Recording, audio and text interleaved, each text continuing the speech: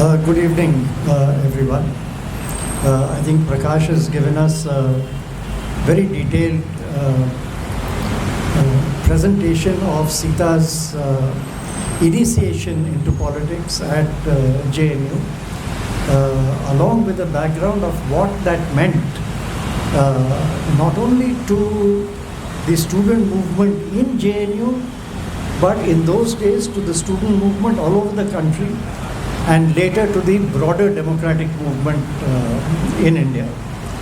I will continue those reminiscences, not so much in terms of its political implications, but rather its implications for when I look at Sitaram and his development and participation in democratic politics over the years, starting from JNU. It first struck me, as Prakash said, he found it odd to be here talking about Sitaram in the past tense. And I was struck by the obituaries I read immediately after Sitaram had passed the next day, many of which described Sitaram as a veteran communist leader. And I wondered, when my friend became a veteran, we had grown up together, we had studied together, we had agitated together, and we had played together. Sitaram and I had grown up in that atmosphere. Prakash has recalled some of those stirring moments in JNU of those days. I can, of course, also recall those 3 successive elections in the general body, which Sitaram lost, and then proceeded to win back the students' mandate in the elections that immediately followed.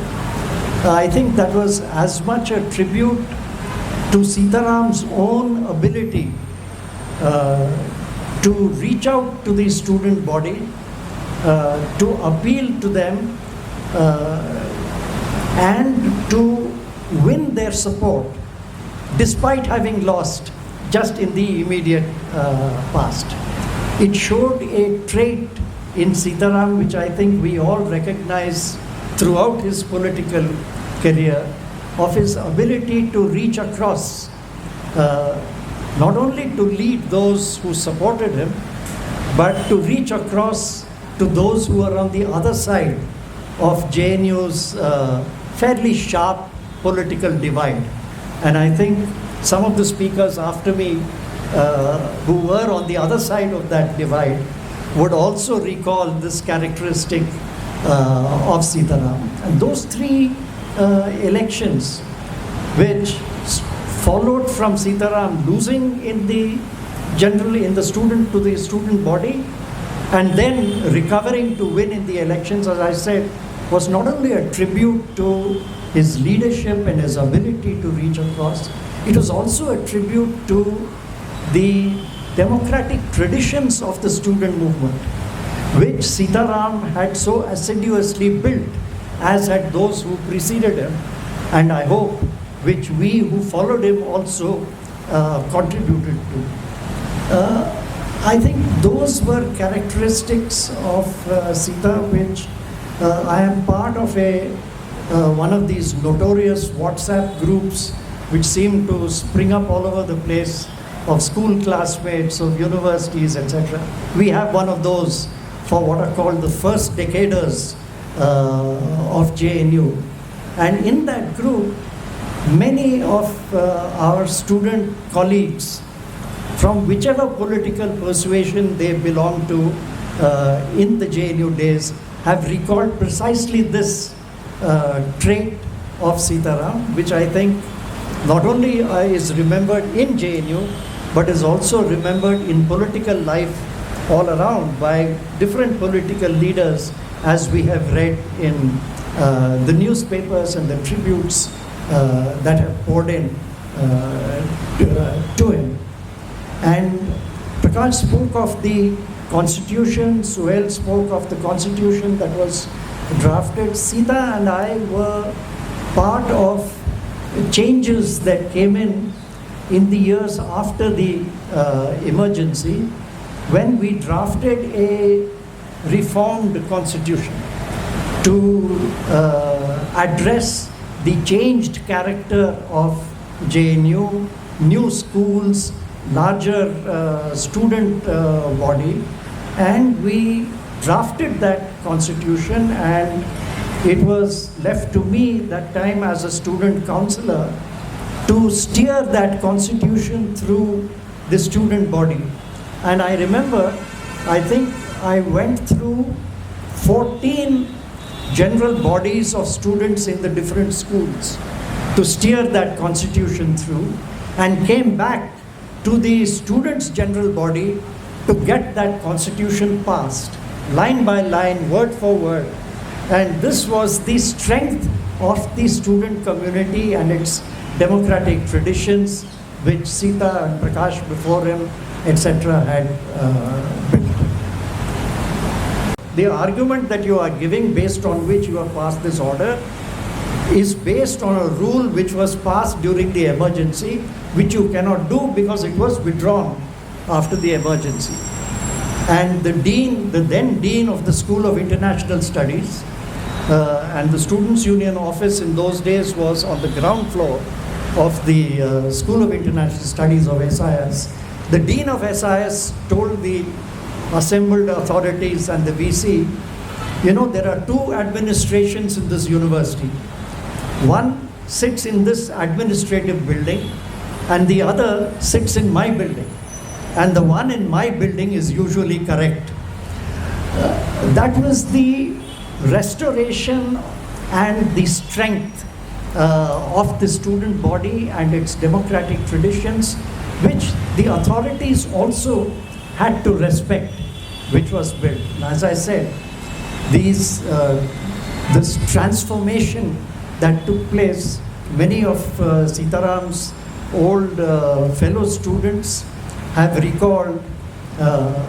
He used to play tennis actively in JNU for some years.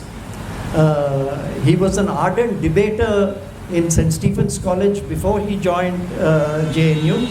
He didn't do too much of that style of debating, but he did a lot of other debating in the student body on campus, in the late night meetings we had, in the number of general bodies he attended. And I also had the pleasure of playing bridge with Sitaram on many occasions. And some of our fellow students in JNU also remember he loved Hindi film music, and he could recite film songs. He knew the composer, he knew the music director, he knew all the words to all the songs, until, like one of our friends recalled in our JNU group, till he came to JNU.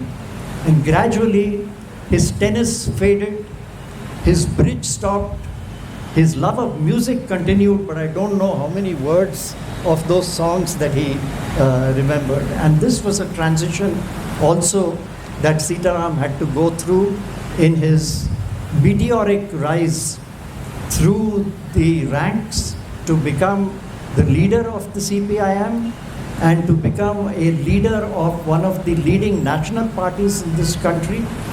That was a major transformation, and I suppose that transformation is when Sitaram became a veteran, which I found and find so difficult to wrap my head around. In my mind, maybe it's because I think of myself as still a student, as still a young activist, and maybe I transpose that memory onto Sitaram, and I still see him as this chubby and jolly fellow student in JNU, fun-loving, who played tennis, who played bridge, who loved his music, but who gradually, one after the other, like so many of us, I guess, have to do, had to drop some of those in order to live the life that he was living now.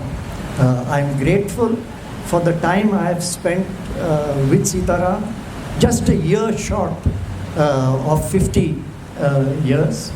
And having had the privilege of working with Sitaram as a member of parliament, as a leader of the CPIM, leader of the progressive movement in this country on many, many issues in which I, as a part of the people's science movement of this country, was concerned with and working on, and had the occasion to consult Sitaram about. So once again, I pay my tribute to his memory, and I know that you will all join me in this tribute. Thank you very much.